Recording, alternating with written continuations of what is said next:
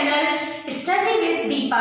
तो बेटा हम जो अपना ये मतलब स्टार्ट कर रहे हैं लॉज ऑफ केमिकल कॉम्बिनेशन, हमारा जो यूनिट 2 है उससे स्टार्ट कर रहे हैं। अब लॉज ऑफ केमिकल कॉम्बिनेशन का क्या मतलब है कि भाई आपके जो एटम्स हैं वो कंबाइन किस तरह होते हैं, एटम कैसे कंबाइन होते हैं, मॉलिक्यूल्स बनाते हैं, एटम जो है केमिकल रिएक्शन में किस तरह उनका क्या रोल है, क्या लॉज है जिनको हम अप्लाई करेंगे, उन लॉज को फॉलो करेंगे। ठीक है, तो उसके और इसमें हम पढ़ते हैं कि केमिकल रिएक्शन क्या है। Chemical, before discussing chemical reaction we should know what is chemical change. भाई केमिकल चेंज के दो टाइप के चेंज होते हैं, एक होता है केमिकल चेंज, दूसरा होता है फिजिकल चेंज। अब केमिकल चेंज क्या होता है कि भाई आप किसी भी आप रिएक्ट कराओ दो चीजों को, केमिकल चेंज के लिए आपको चाहिए दो चीजें, टू थिंग्स, रिएक्टेंट, और वो रिएक्टेंट किस में कन्वर्ट हो जाएगा, प्रोडक्ट, और जो हमें प्रोडक्ट मिलेगा वो कोई न्यू चीज होगी। अब सपोज करें you have to examples, burning of paper and tearing of paper. आप पेपर को जला रहे हो और आप पेपर को फाड़ रहे हो।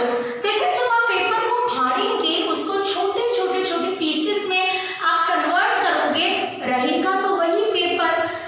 जस्ट आई हैव एग्जांपल, ये आपके पास पेपर है, ठीक है, you have a paper, you are tearing this, आप देखिए इस पेपर को तोड़ रहे हो, ठीक है, you are tearing this paper.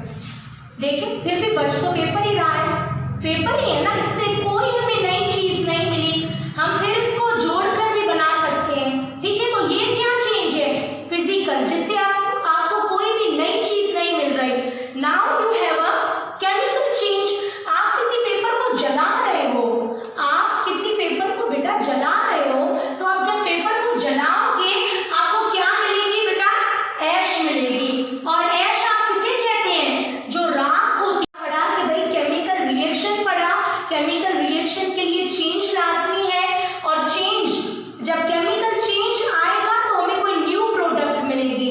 Suppose करें ये दोनों रिएक्ट कर रहे हैं, पेपर जल रहा है, हमें ऐश एक नई चीज मिल रही है, वो पेपर नहीं है, पेपर से बनी हुई, पेपर जब जला तो उससे हमें ये जो है ऐश मिली है, तो ऐश क्या, कोई नई चीज है, तो ऐश ये क्या है बेटा, हमारा प्रोडक्ट है। तो केमिकल रिएक्शन क्या है, केमिकल रिएक्शन की वजह से जो रिएक्टेंट होता है एक्चुअल वो नहीं रहता बेटा, उसकी जो प्रॉपर्टी मतलब वो चेंज हो जाता है। ठीक है, अब हम पढ़ेंगे कि केमिकल रिएक्शन होता क्या है, क्या क्या चीजें होती हैं केमिकल रिएक्शंस में। Okay, so let's discuss. तो बेटा अब हम पढ़ रहे हैं कि केमिकल रिएक्शन क्या है। ये हमने पढ़ा कि भाई आपका जो केमिकल रिएक्शन है वो केमिकल चेंज होता है। केमिकल चेंज मीन्स जो आप चीज रिएक्ट करा रहे हो उससे बिल्कुल एक अलग चीज आपको मिले, उससे कोई चीज मिले, वो खुद ना हो। ठीक है, जैसे देखिए हम बायोलॉजी में पढ़ते हैं कि भाई मदर और फादर की जब सेल्स मिलते हैं तो जाइगोट बनता है, जाइगोट से एम्ब्रियो, एम्ब्रियो से मल्टीसेलुलर, तो मल्टीसेलुलर में मदर और फादर दोनों के कैरेक्टर होते हैं, वो हूबहू मदर या फादर नहीं होता, it just like a mother and father. ठीक है, तो जैसे आपके पास है कार्बन, कार्बन एक एलिमेंट है, स्टेबल एलिमेंट है। ठीक है भाई, कार्बन क्या है बेटा, कार्बन एक स्टेबल एलिमेंट है, कार्बन बहुत हमें अबंडेंस में मिलता है। अच्छा कार्बन जब, अब एलिमेंट क्या है, एलिमेंट, अच्छा जिन्होंने मेरी जो यूनिट 1 मेरे पास ऑनलाइन क्लासेस में नहीं पढ़ा तो उनको मैं बता दूं बेटा, एलिमेंट क्या होता है, एलिमेंट वो है जिसमें सेम काइंड ऑफ एटम हो। सपोज करें अगर कार्बन एलिमेंट है ना तो उसमें एटम सिर्फ कार्बन के ही होंगे, अगर हाइड्रोजन एलिमेंट है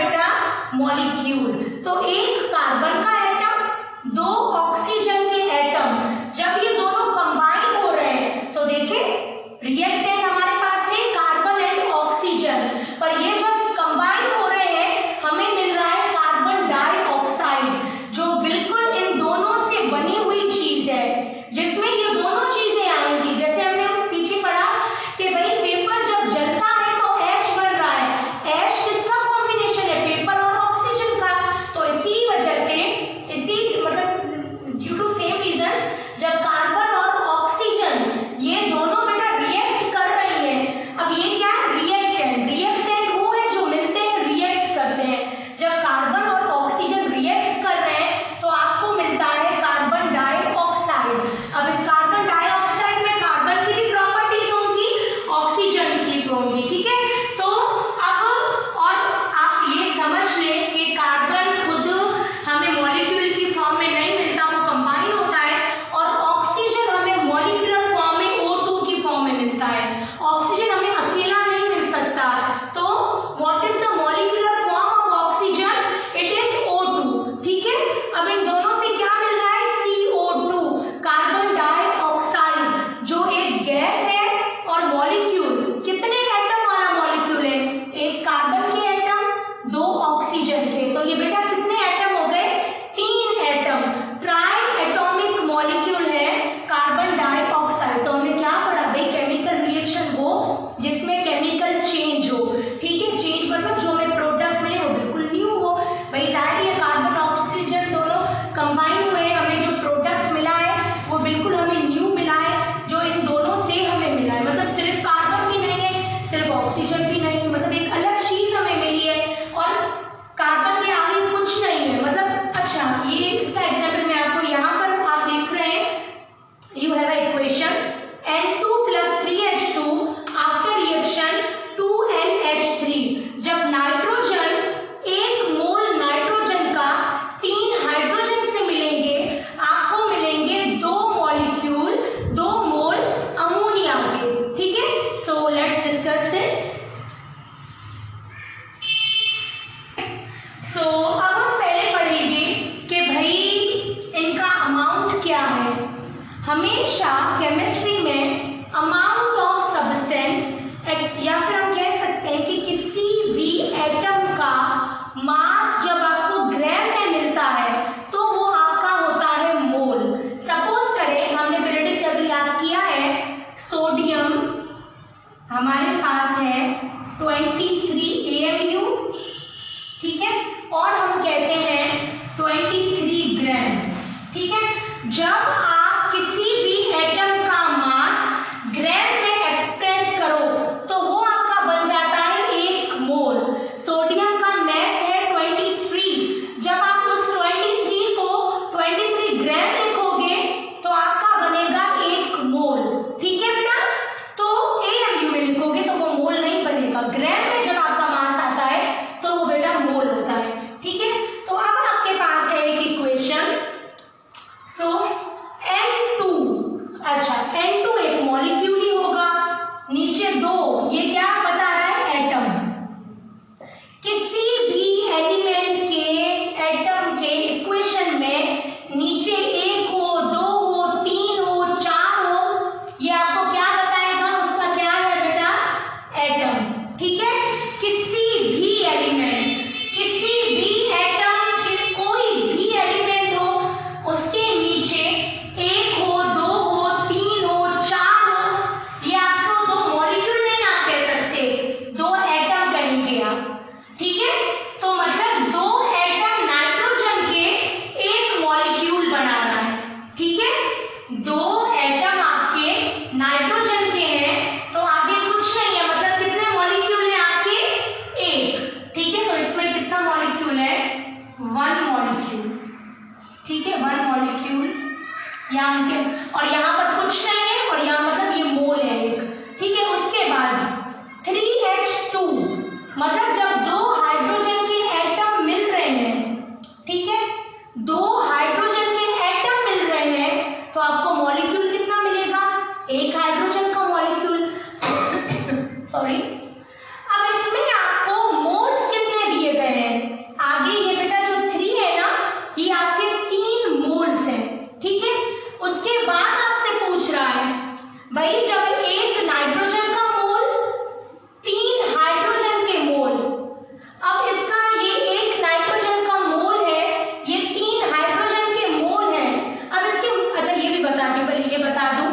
जब एक नाइट्रोजन का मोल 3 हाइड्रोजन के मोल ये दोनों मिल रहे हैं तो आपको क्या मिल रहा है? 2 मोल अमोनिया के। NH3 बेटा क्या है? Ammonia. Again I am repeating, यहाँ पर कुछ नहीं है, 1 मोल, यहाँ पर 3 मोल, यहाँ पर 2 मोल, मतलब 1 मोल नाइट्रोजन का 3 मोल हाइड्रोजन के आपस में रिएक्ट कर रहे हैं। आपको क्या दे रहे हैं? 2 मोल। 2 मोल बेटा किसके दे रहे हैं? अमोनिया के। अब मैं आपको बताऊंगी मोल में से हमें मॉलिक्यूल कैसे पता चले। लेट्स है, हमने अभी पढ़ा कि भाई 1 मोल, यहाँ पर कुछ नहीं है, मतलब कितने मोल? अच्छा, मॉलिक्यूल से ही आपका मोल बनता है। जब आपका मॉलिक्यूलर मास ग्राम में बताता है, जैसे CO2 आपका एक मॉलिक्यूल है, इसका मास जब आप 44 ग्राम बता रहे हो तो आपका बन रहा है 1 मोल। जब किसी भी मॉलिक्यूल का मास जब ग्राम्स में आप बताओगे तो वो आपका मोल बनेगा, ठीक है। तो जब नाइट्रोजन का मॉलिक्यूल, एक नाइट्रोजन का मॉलिक्यूल है, इसका मास आप 28 ग्राम बता रहे हो तो ये बनेगा 1 मोल, ठीक है। आप मॉलिक्यूल समझ लें जो एटम से बनकर मिलता है। मोल क्या है? जब आप मॉलिक्यूल के मास को ग्राम्स में एक्सप्रेस करो तो वो आपका बेटा 1 मोल बनता है। अब मास आपको कैसे पता चले, ये बेटा अब हम आज जो है डिस्कस करेंगे, ठीक है। सपोज करें अब हमारे पास है N2, हमें कैसे पता चले कि भाई N2 का 28 AMU या 28 ग्राम है? भाई N2, एक N का, एक नाइट्रोजन का मास है 14, ठीक है। एक नाइट्रोजन का मास है 14, नीचे 2 आ गया तो 14 मल्टीप्लाई बाय 2, तो 14 मल्टीप्लाई बाय 2 क्या आपको मिलेगा? 28 AMU और 28 ग्राम। जब आप मोल की बात करोगे तो 28 ग्राम लिखोगे, 28 ग्राम मिलकर आपका 1 मोल बनेगा, ठीक है। N2 आपके पास है नाइट्रोजन, नाइट्रोजन के 2 एटम, नाइट्रोजन खुद का मास क्या है? 1 का 14 है, नीचे 2 एटम है, तो 14 को जब आप 2 से मल्टीप्लाई करोगे आपको 28 AMU मिलेगा और 28 ग्राम।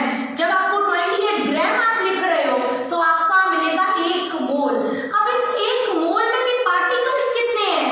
बेटा आपका जो 1 मोल है इसमें भी पार्टिकल्स कितने हैं?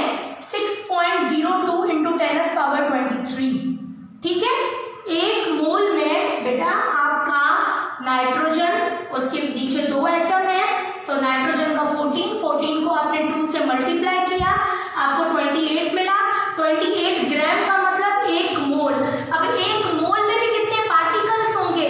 भाई आपके पास ये एक मार्कर है, सपोज करें इस मार्कर के अंदर भी पार्टिकल्स होंगे ना जो इसको बनाएगा, तो मोल को भी बनाने के लिए पार्टिकल्स तो होंगे, एक अमाउंट तो होगी, तो वो पार्टिकल्स का 1 मोल में तादाद है 6.02 × 10⁻23, और इस नंबर को हम क्या कहते हैं?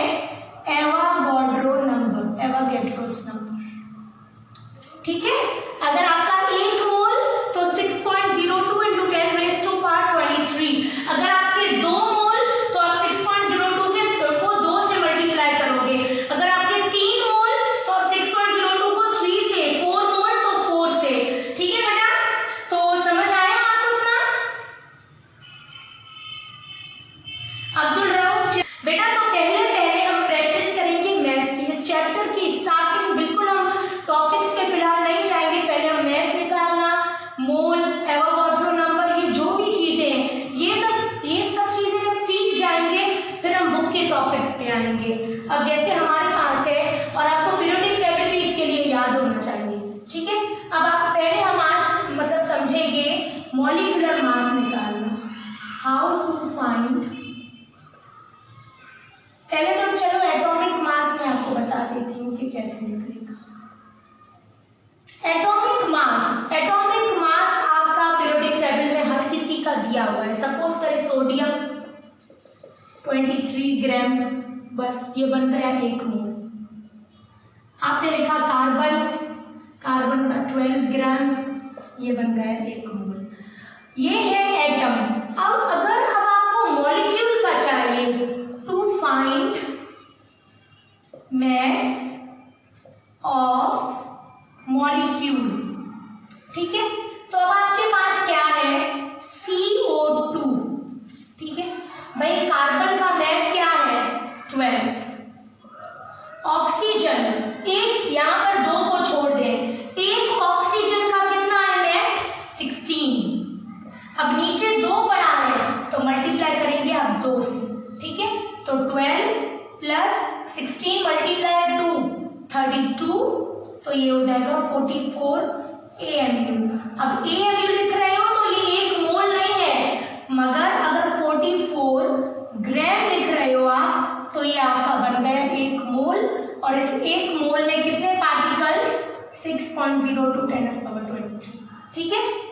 आपके पास अगर आपको पहले आपको कैसे पता चले इसका 1 मोल है या 2 मोल, भाई यहाँ पर कुछ भी नहीं है ना, मतलब ये इसका 1 ही मोल है, तो इसका मैस कैसे निकले, कार्बन का मैस है 12, उसके बाद ऑक्सीजन, एक ऑक्सीजन का 16 मल्टीप्लाई बाय 2 क्या हो जाएगा बेटा 32, तो 12 प्लस 32 44 AMU से मोल नहीं बनेगा, जब 44 ग्राम होगा तो 1 मोल बनेगा, और 1 मोल में कितने पार्टिकल्स है 6.02 × 10⁻23।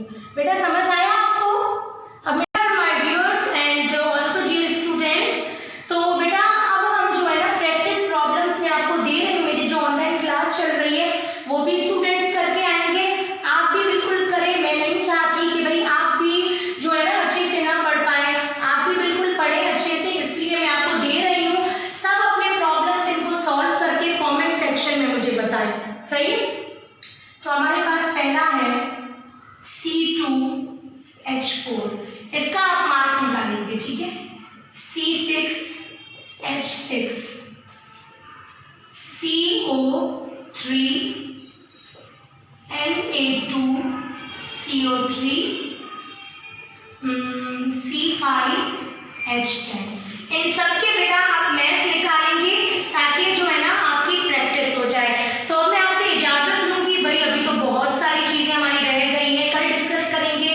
अभी हमें मतलब मोल को अच्छे तरीके से समझना है, फिर हमारा जो लॉ है first law of conservation of mass वो, और आज हमने जो पढ़ा है उसकी टेस्ट होगी, कल टेस्ट मेरे चैनल पे ही अपलोड होगी, वहां से आप सॉल्व कर लेना। और कल हम जो है रीडिंग भी करेंगे, बुक सेशन हमारा होगा, एक जो टॉपिक है law of conservation of mass, अगर टाइम मिला तो पढ़ेंगे। पहले ये चीज़ें हम बिल्कुल डिस्कस करेंगे उसके बाद, और उसके बाद जो है हमारी टेस्ट डेली बेस पे होगी। तो मेरी एक वीडियो को मैंने आपको पहले ही बताया था, 3 मेरी वीडियोस होंगी, एक टॉपिक है। अभी आज हमने मोल वगैरह पढ़ा, तो अब इसकी ये आपके प्रैक्टिस क्वेश्चंस हैं, कल आपकी टेस्ट होगी, परसों बुक रीडिंग में से भी जो क्वेश्चंस हैं वो भी हम करेंगे, ठीक है। तो इसी से बेटा, इसी बात से मैं अब आपसे इजाज़त लेती हूँ, कल फिर मिलेंगे। उम्मीद है कि अपना ख्याल रखेंगे आप। खुदा हाफिज़।